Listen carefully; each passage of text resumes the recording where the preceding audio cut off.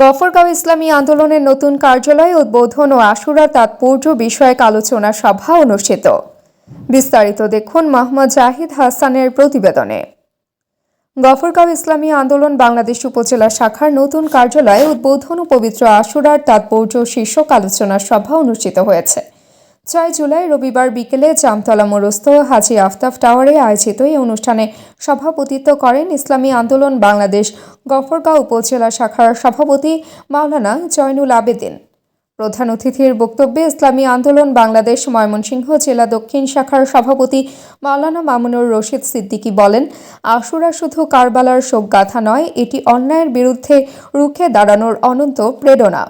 ইসলামের ইতিহাসে যেমন ইয়াজিদি স্বৈরাচার ছিল, তেমনি আমাদের দেশেও বারবার স্বৈরাচারী শাসন জনগণের ভোটাধিকার কেড়ে নিয়েছে। আওয়ামী দুঃশাসন অতীতের সকল স্বৈরতন্ত্রকেও হার মানিয়েছে।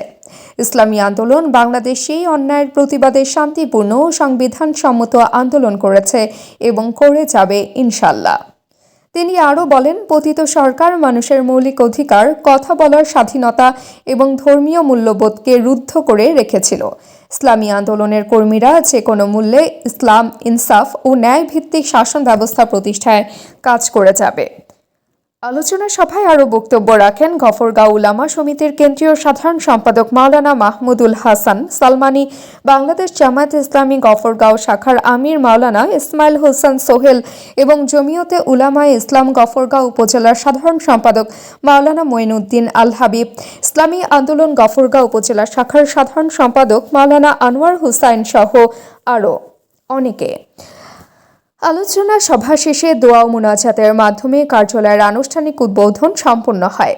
এতে ইসলামী আন্দোলন বাংলাদেশ গফরগাঁও উপজেলা শাখা ও ভাতৃপ্রতিম সহযোগী সংগঠনের নেতৃবৃন্দ উপস্থিত ছিলেন।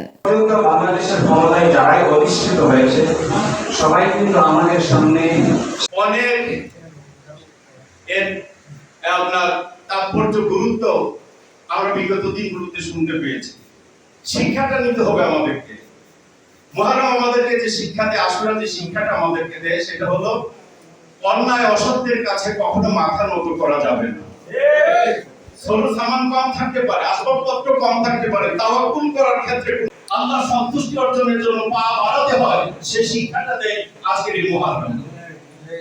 সংগ্রামী সহযোগিতা বন্ধুগণ, একে অপরের প্রতি সহনশীলতা, একে অপরের সহযোগিতা এগিয়ে আসার মানসিকতা তৈরির জন্য উদ্বুদ্ধ করে আজকের এই দিন।